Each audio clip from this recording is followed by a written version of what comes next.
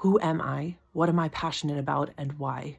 My name is Shana Francesca. I was born into an abusive household and raised inside of an evangelical Christian cult, and I was never allowed to be myself. As a matter of fact, who I was, who I am, a deeply curious person, was seen as a threat to the systems of control around me, and so I was deemed a threat as a result, and I was treated as such. When leaving the cult at 26, did not realize just how much of the controls in my life had permeated every aspect of how I showed up in the world. I thought I knew who I was, and I thought I was stepping out on my own as someone brave and courageous, and little did I know that I had a lot to deconstruct.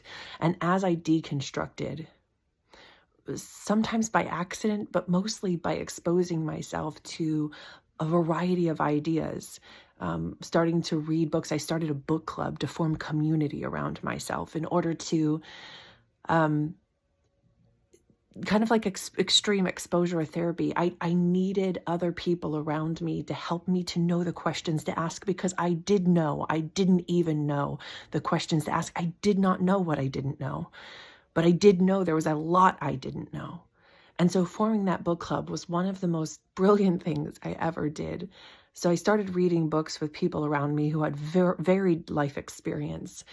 And I started seeing where my gaps were between the books and the authors of those books becoming mentors in my heads, and then the peers around me, guiding me, and me being able to bounce ideas off of and check my perspectives with.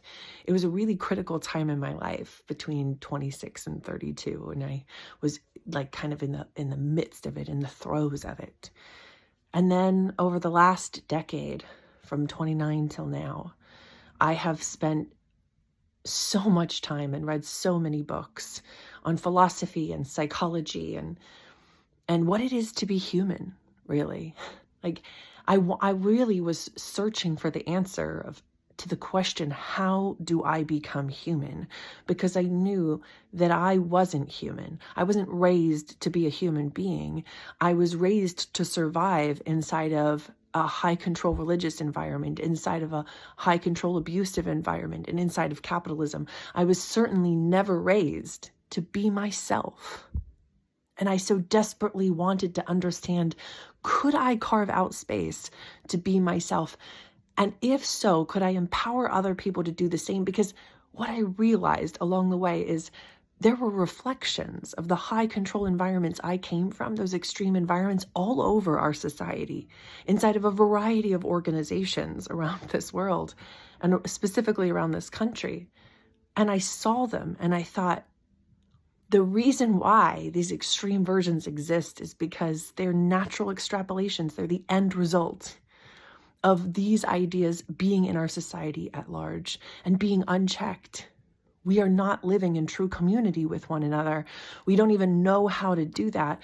We don't even know how to be in relationship to ourselves in the living world. We don't even know what relationship really is. And so began my quest for myself is what is a relationship and what does it require and what makes it ethical? Because I had grown up in the unethical version, in the high control version.